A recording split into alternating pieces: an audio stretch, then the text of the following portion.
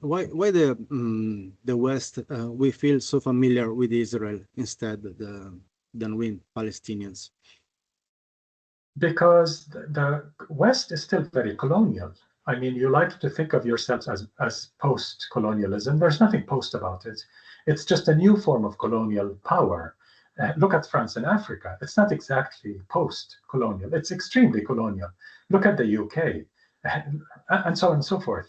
Look at your companies colonizing so many lands in Africa, Latin America, and Asia. So the neo-colonialism continues. And Israel, as a settler colony, was born out of European settler colonialism. There's a family relationship there. So it's not like a foreigner. It's part of Europe. And when the German chancellor says they're doing the dirty work for us, but they're part of us, in a way, he's saying. When the UK leaders, whether conservative or Labour, makes no difference, or the French leaders, or the Dutch leaders, or Italian leaders, and so on, when they speak about Israel justifying its genocide, calling it, quote, self-defense, in complete dismissal of international law and the UN Charter and the ICJ, which as far back as 2004 said an occupying power cannot claim the right to self-defense as stated in the UN Charter against people under its occupation, under its control.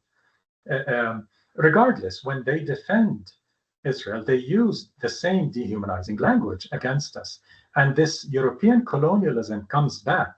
It's, again, in the DNA of the system in Europe, in universities, in cultural centers, not just in governments and parliaments and political parties. You see it everywhere. In our struggles to get universities to divest or cut ties with complicit Israeli universities, you hit a wall with so many administrations that use the most racist colonial language nonchalantly, like really not even noticing how racist they're being.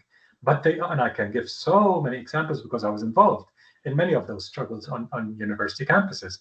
So there's very deep, residual, resilient kind of colonialism that still exists very much, and that helps the establishments, not the people, the establishments across the West, empathize with their little settler colony.